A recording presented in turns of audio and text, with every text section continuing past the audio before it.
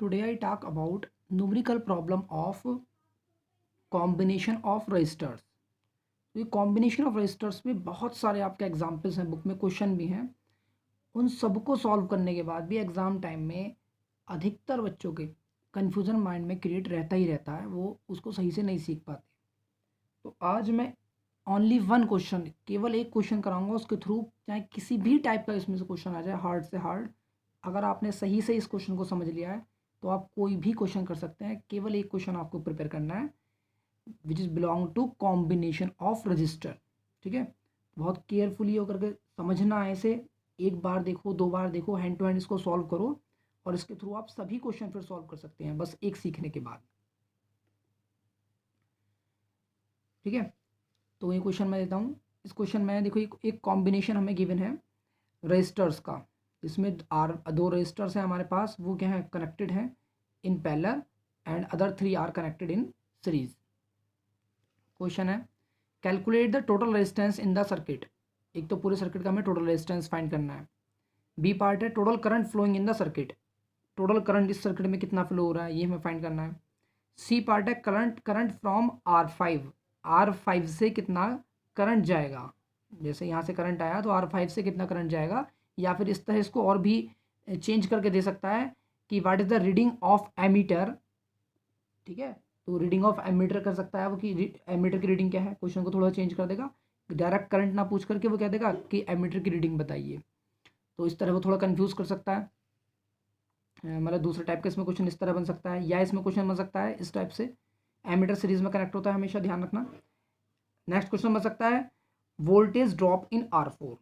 तो इसके 4 पार्ट्स हैं, अगर 4 पार्ट किसी बच्चे ने अच्छे समझ लिए तो गारंटी के साथ कहता हूँ कि किसी क्वेश्चन को करने की ज़रूरत नहीं है, आप सभी क्वेश्चन सॉल्व कर सकते हैं। तो ये समझने के बाद जो भी आपके डाउट्स होंगे एस चांस से रिलेटेड, NCERT से रिलेटेड, रजिस्टर ऑफ सर्किट के, वो आज आप मुझे सेंड कर देंगे तो मैं उसको और एक्सप्लेन कर दूंगा।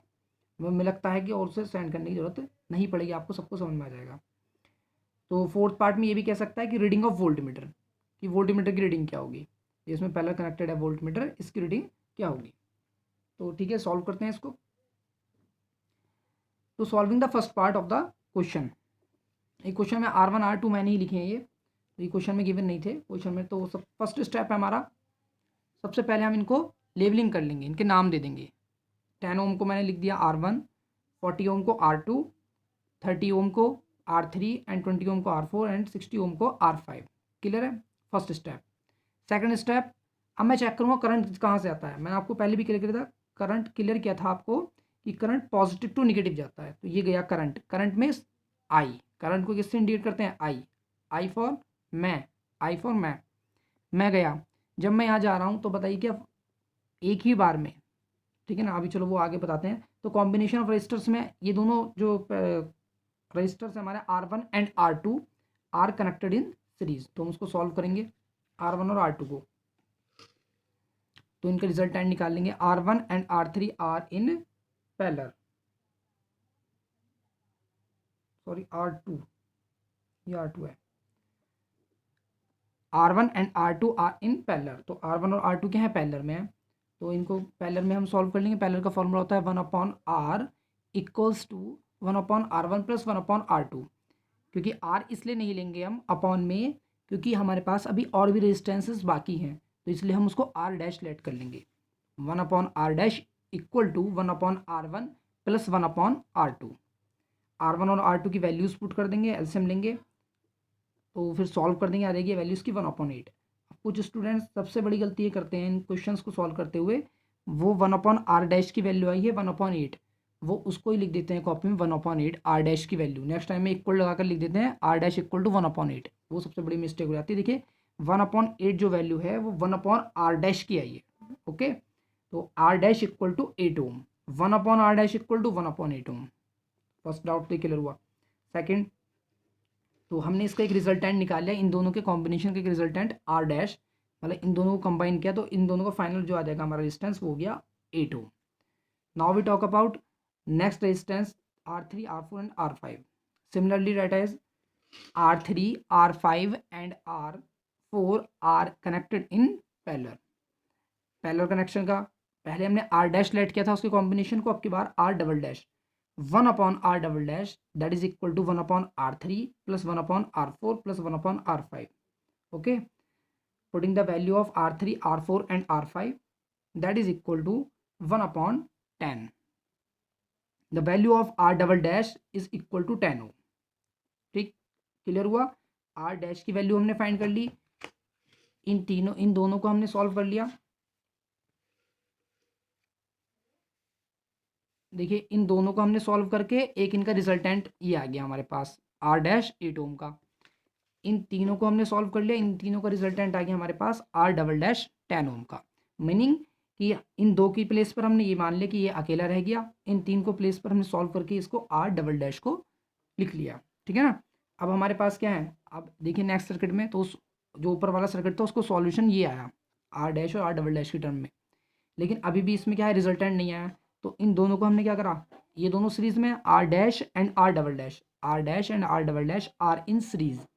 तो फाइनल अब की बार आएगा final R equal to R dash plus R double dash. ठीक है ना. सीरीज में हम सिंपली सॉल्व करते हैं, एल्जेब्रिक सम होता है.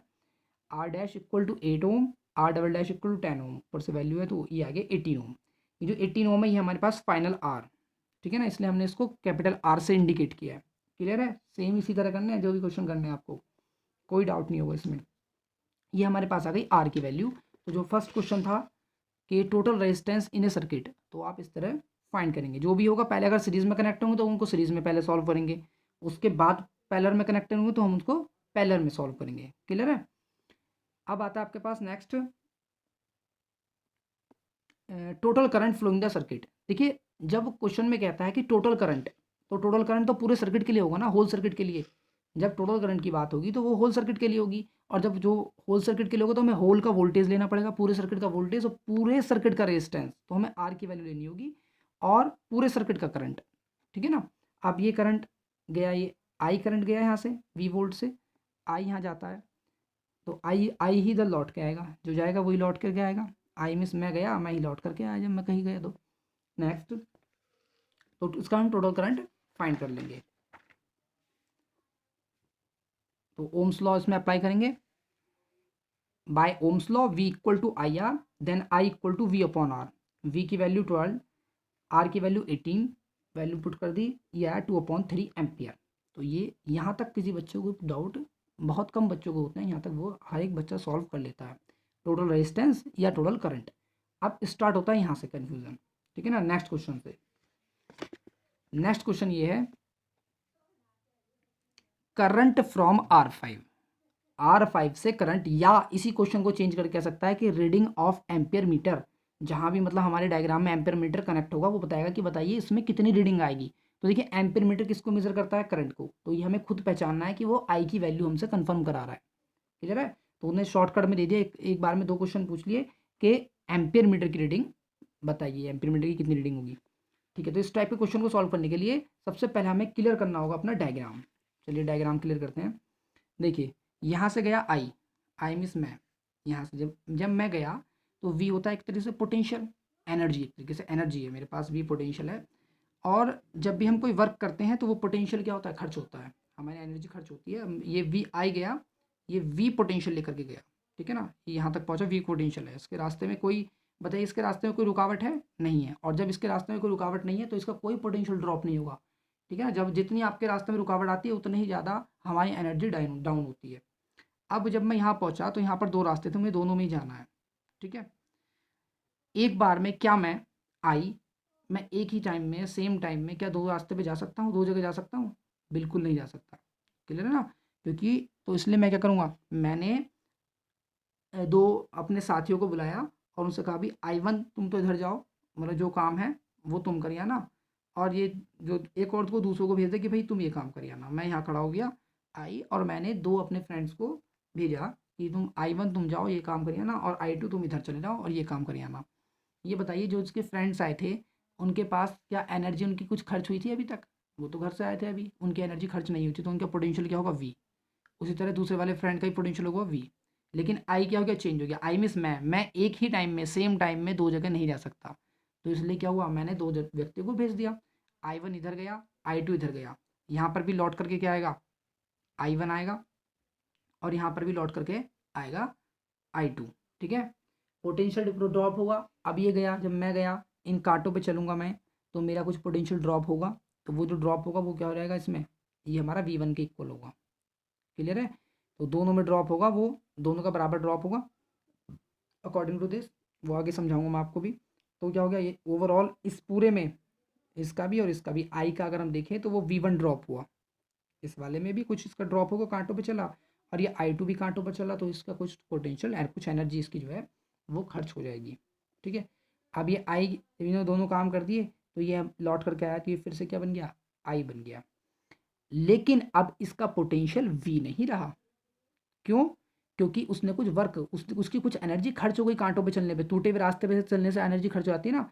तो अब उसकी एनर्जी खर्च कितनी हुई, उसकी एनर्जी खर्च हुई V1। आई कितनी थी, V। तो नई वाली कितनी पहुंचेगी, ये वाली, या तो इसको ऐसे कर ले हम V माइनस V1। बहुत ध्यान से समझना, कोई डाउट हो तो क्लियर करना। V माइनस V1, या तो इसकी बची हुई एनर्जी जो आई है अब, तो उसकी एनर्जी ड्रॉप हो चुकी है, तो हम कहते हैं एनर्जी ड्रॉप, पोटेंशियल ड्रॉप। तो that is equal to V minus V1, या उसे हम कोई नया नाम दे सकते हैं कि उसको हमने नाम दिया, सपोज कीजिए V2। तो V2 की वैल्यू है वो V माइनस V1 के इक्वल होगी, या तो उसे V माइनस V1 कहते हैं या उसे कहते हैं V2। क्लियर है। हमें जो क्वेश्चन में फाइंड करना है, हमें क्वेश्चन में फाइंड क्या करना है, हमें क्वेश्चन में कह रहा है करंट फ्रॉम R5। R5 से कितना करंट गया, R5 से कितना करंट गया। अब मैं फिर यहाँ पहुँचा, इस पॉइंट पर पहुँचा, फिर मेरे पास 3 रास्ते हैं। अब मैं सेम टाइम में 3 रास्तों पर तो जा नहीं सकता हूँ, तो इसलिए मैंने इधर भेजा I3 को, इधर भेजा I4 को, इधर भेजा I5 को। क्लियर है। अब जो पोटेंशियल जो ड्रॉप होगा ना, वो तीनों का अलग अलग होगा, मतलब ओवरऑल सर्किट का तो V2 होगा। वो भी क्लियर कर देता हूँ अभी। हमें करना है किसका, I5 का। R5 में हमें ये फाइंड करना है कि उसमें कितना करंट पास होगा। ओम्स लॉ, ओम्स लॉ क्या कहता है, अभी ये इधर क्या आएगा, I5 आएगा, ठीक है। लेकिन पोटेंशियल कितना होगा, जितना इनके पास पोटेंशियल, इनके पास कितना बचा पोटेंशियल, V2 बचा था। तो जब ये इधर जाएगा तो इसके पास भी V2 पोटेंशियल होगा, इसके पास भी V2 पोटेंशियल होगा, और इसके पास भी V2 पोटेंशियल होगा। क्लियर है। तीनों के पास क्या होंगे, कॉमन पोटेंशियल होंगे, क्योंकि वो तीनों क्या आए थे, I1 I2 और I3 अपने घर से आए थे, तो तीनों के पास इक्वल पोटेंशियल्स है, V2 V2 एंड V2। ठीक है ना। नया पोटेंशियल, वहाँ जितना ड्रॉप हुआ वो ड्रॉप हुआ। अब इनके पास क्या है, नया पोटेंशियल आया, ये आ गया है, हमें फाइंड करना है इसका। तो जब हम इसमें ओम्स लॉ अप्लाई करेंगे, अब हमें जब, तो इसमें जो हम वैल्यू लेंगे वो आई की तो लेंगे, इसके लिए I5, रेजिस्टेंस 60 ओम है, तो R5 लेंगे रेजिस्टेंस के प्लेस पर, और पोटेंशियल लेंगे V2। क्लियर है। Potential V2, current I5 and resistance R5। तो इसको इस तरह सॉल्व करेंगे। फिर ये मैंने इजी मेथड के थ्रू समझा रहा हूँ बहुत ज़्यादा, वरना रटने को तो आप रट लेंगे कि जब हमारा सीरीज़ में पास होगा तो करंट आई चेंज नहीं होगा, और जब हो गया ना हमारा पैरेलल में पास होगा तो V चेंज नहीं होगा, लेकिन वो रटने से वो भूल जाते हैं एग्ज़ाम टाइम तक। ठीक है भाई। ओम्स लॉ इसमें अप्लाई करेंगे, तो ओम्स लॉ में क्या कहता है, V इक्वल टू IR। तो हमें यहाँ क्लियर करना पड़ेगा कि V कौन सा, V कौन सा, V हमें चाहिए R5 के लिए, तो V R5 के लिए कौन सा है, V2। यहाँ पर हम लिखेंगे V2। क्लियर है। फिर आता है IR, I कौन सा, I5, क्योंकि वो I5 किस में आ रहा है, R5 में जो करंट जाएगा वही तो आप लेंगे। R5 में कौन सा करंट है, I5। Clear. Next is resistance. Resistance किसके लिए फाइंड कर रहे हैं आप, R5 से फाइंड कर रहे हैं, क्वेश्चन में मेंशन है, तो R की जगह आप लेंगे R5। क्लियर है। ये वाली अगर बात आपने सही लिख दी कि कौन सा किसके लिए यूज होगा, V2, I5 एंड R5। अब यहाँ तीनों वैल्यू में देखा जाए तो हमें केवल R5 तो पता है डायरेक्टली 60 ओम, ना तो हमें V2 की वैल्यू पता है और ना ही हमें I5 की वैल्यू पता है। V2 की वैल्यू फाइंड करने के लिए हमें इस पूरे सर्किट का रेजिस्टेंस पता होना चाहिए। देखो जहां भी हम वर्क करेंगे, ये V2 किसके लिए, ये पूरे के लिए है। क्लियर है ना, इन तीनों के लिए है V2। तो जब तीनों के लिए है तो रेजिस्टेंस में तो तीनों वाला लेना पड़ेगा, तो हम इनका कॉम्बिनेशन लेंगे, इन तीनों का रिजल्ट कितना आया था, R डबल डैश। याद है ना, पीछे मैंने भी सॉल्व किया था, तो इन तीनों का रिजल्ट आया था R डबल डैश। तो जब मैं इनका V2 मुझे फाइंड करना होगा, तो मैं उसके साथ रेजिस्टेंस भी R डबल डैश वाला लूंगा। क्लियर है। क्योंकि मुझे फाइंड करना है V2, ये V2 है तीनों का, तो मैं रेजिस्टेंस कौन सा लूंगा, R डबल डैश वाला। कभी कुछ बच्चे कि R लेके बैठ गए, कुछ R डैश लेके बैठ गए, हमें चाहिए रजिस्टर कौन सा, R डबल डैश का, जो कि कॉरस्पॉन्डेंस है V2 के। क्लियर है। करंट इसके लिए क्या होगी, I होगी, इस पूरे सर्किट के लिए करंट होगी I, और ये होगा आर डबल डैश। देखिए इसे कैसे फाइंड करेंगे, किसको फाइंड करना है, V2 को। पहले V2 फाइंड करेंगे, उसके बाद फिर V2 की वैल्यू इस फॉर्मूले में पुट करेंगे, तब हमारे पास फिर I5 आएगा।